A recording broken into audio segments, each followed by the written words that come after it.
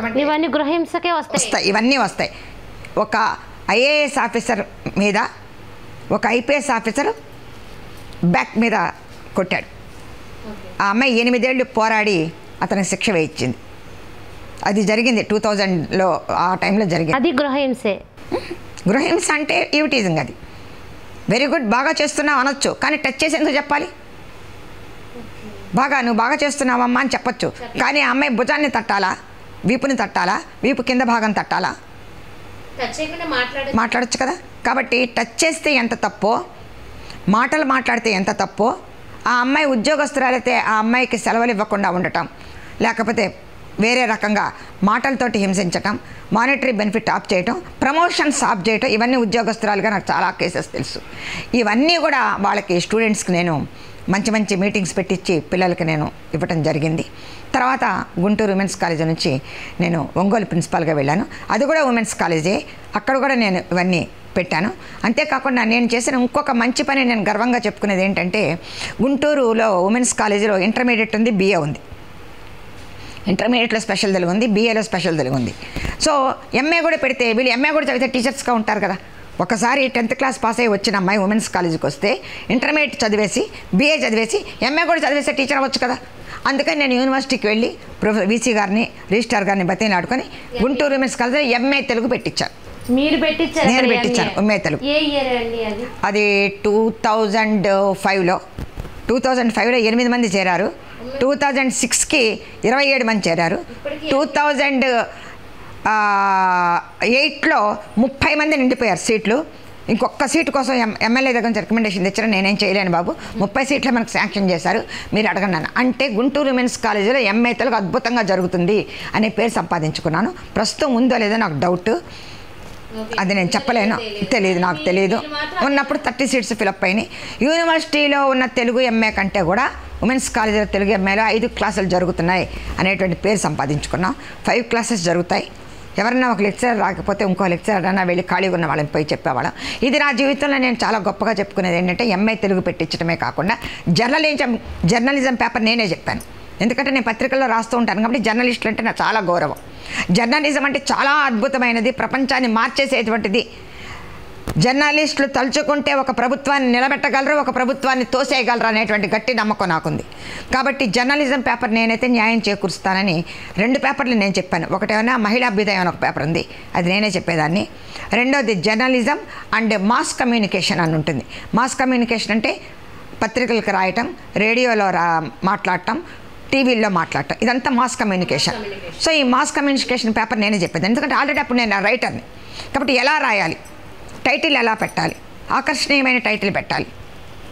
ఒక వాక్యం చెప్పామనుకోండి, అద్భుతంగా వచ్చారు, జనమంతా వచ్చారని చెప్పేదానికి పసుపు సముద్రం వెల్లువెత్తిందని దానికి తేడా ఉంది.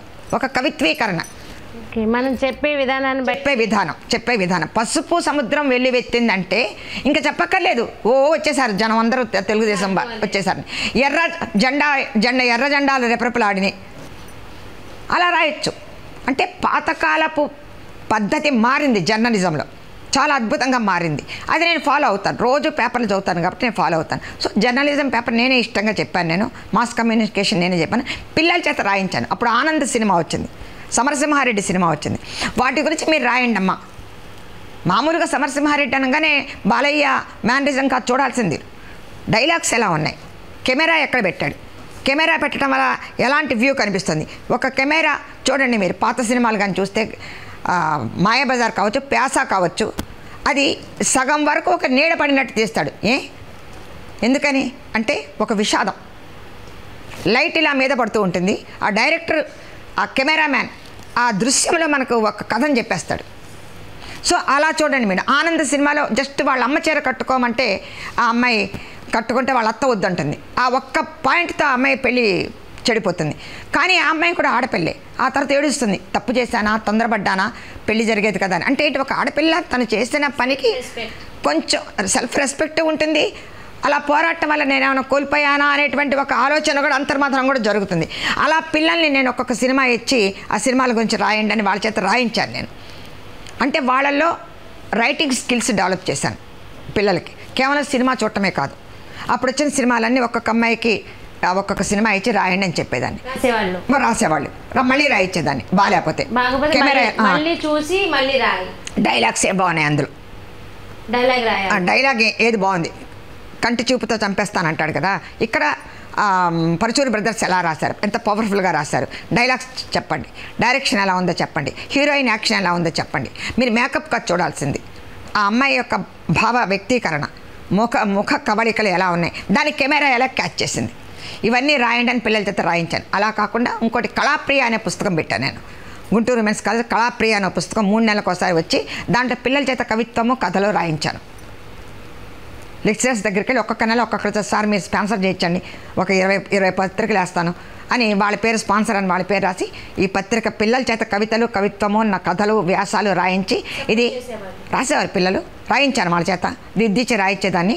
ఇది నేను కమిషనర్కి పంపించేదాన్ని, కమిషనర్ ఆఫ్ హైయర్ ఎడ్యుకేషన్ ఆర్జేడీకి పంపించేదాన్ని.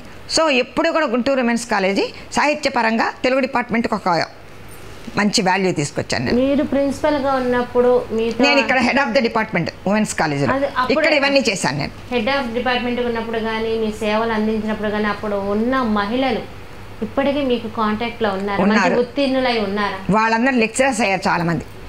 ఆ లెక్చరర్స్ అయిన అమ్మాయి జస్ట్ ఎంఏ పాస్ అయ్యి ఒక ప్రైవేట్ కాలేజ్ చేరిందట నా బస్సులో కనపడింది. ఆ అమ్మాయిని ఏంటమ్మా ఇంత చిన్న అమ్మాయివి నువ్వు ఇంత బాగా పాఠం చెప్తున్నావేంటి అని అడిగితే ఆ అమ్మాయి ఒకే ఒక మాట చెప్పిందంటే ఇది చాలా నాకు పెద్ద రివార్డు కింద లెక్క, నాకు ఇప్పుడు 16 అవార్డులు వచ్చినాయి. ఆ అమ్మాయి చెప్పింది సుశీల మేడం గారి దగ్గర తెలుగు చదువుకున్నామండి మేము, అది నాకు చాలా గొప్ప అవార్డు.